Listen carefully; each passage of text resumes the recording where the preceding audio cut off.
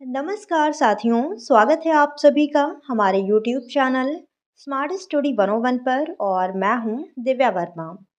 दोस्तों, आज की क्लास में BA semester third drawing and painting का पूरा सिलेबस आपको विस्तार से हिंदी और इंग्लिश दोनों भाषाओं में बताया जाएगा। और ध्यान रखिएगा कि ये सिलेबस महात्मा ज्योतिबा फुले रुहेलखंड यूनिवर्सिटी से संबंधित है।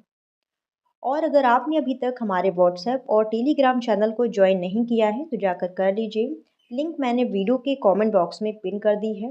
आपके किसी भी प्रकार के कोई प्रश्न हैं तो वो आप हमसे टेलीग्राम चैनल पर कर सकते हैं। तो चलिए फिर सिलेबस को समझते हैं। तो यहाँ पर आप लोग ध्यान दीजिए, जो आपका सेमेस्टर थर्ड है इसमें ड्राइंग एंड पेंटिंग के दो पेपर होंगे। पहला पेपर थ्योरी बेस्ड रहेगा और दूसरा पेपर प्रैक्टिकल का।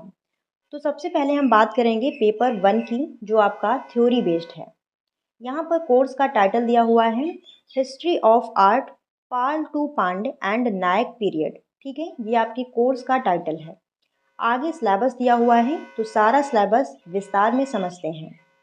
पहली यूनिट यहाँ पर दी हुई है Pala manuscript painting, Jain manuscript painting, Gujarati style और अभ्रंश शैली। तो यहाँ पर आपको पाल शैली और अभ्रंश शैली के बारे में पढ़ना है। और कई सारे विद्यार्थी यहाँ पर कंफ्यूज रहते हैं कि जैन शैली और गुजराती शैली, अभ्रंश शैली क्या ये अलग अलग हैं? तो अलग नहीं हैं। पाल शैली ये तो अलग है, लेकिन बाकी यहाँ पर जो तीन शैलियाँ दी हुई हैं, जैन शैली, गुजराती शैली और अभ्रंश शैली, ये एक ही हैं। ठीक है, ये एक ही हैं। फिर अगली यूनिट यहाँ पर आती है चालुक्य पीरियड यानी चालुक्य काल। इसमें आपको क्या पढ़ना है तो समझिए। टेम्पल एट बादामी, पट्टाडक्कल और आईहोल। तो चालुक्य पीरियड से आपको मंदिर पढ़ने हैं, बादामी, पट्टाडक्कल और आईहोल के मंदिर। ठीक है।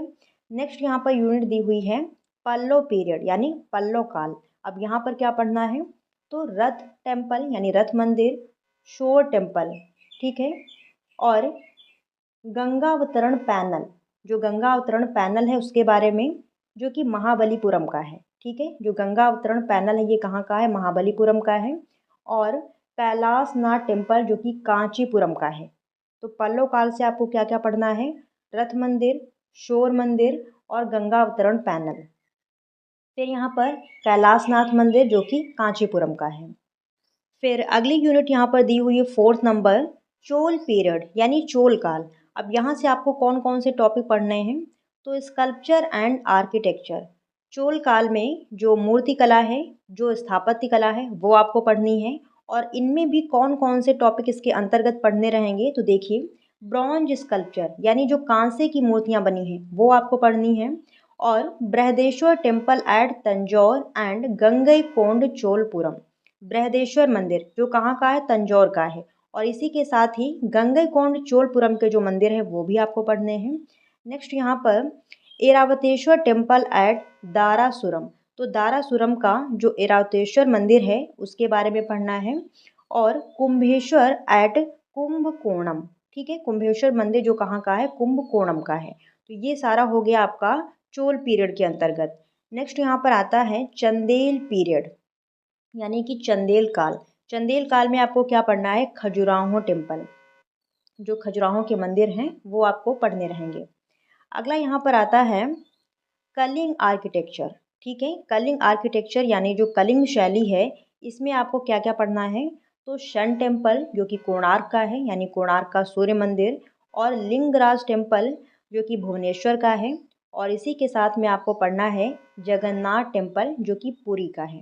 तो ये आपकी जो कलिंग वास्तुकला है, कलिंग शैली है, उसके कुछ यहाँ पर मंदिर दिए हुए हैं, सूर्य मंदिर, लिंगराज मंदिर और जगन्नाथ मंदिर। ठीक है।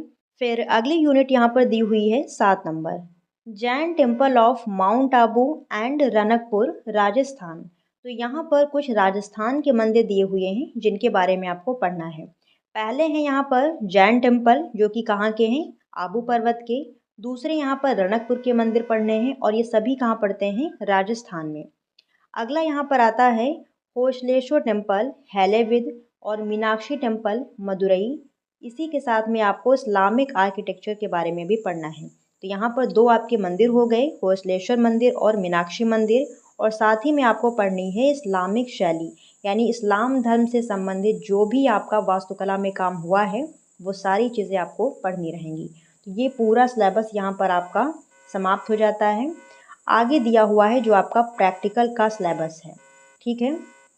यहाँ पर आपका प्रैक्टिकल का सिलेबस दिया हुआ है, पेपर 2 प्रैक्टिकल, ठीक है, सेमेस्टर 3rd।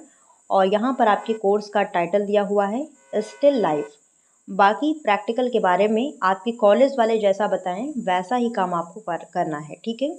तो इसी के साथ आज की वीडियो समाप्त होती है। वीडियो आपको पसंद आई हो तो प्लीज़ दोस्तों वीडियो को लाइक शेयर ज़रूर कीजिएगा। चैनल पर नए हों तो सब्सक्राइब भी कर लीजिएगा। मिलते हैं नेक्स्ट क्लास में, तब तक के लिए धन्यवाद साथियों। जय हिंद।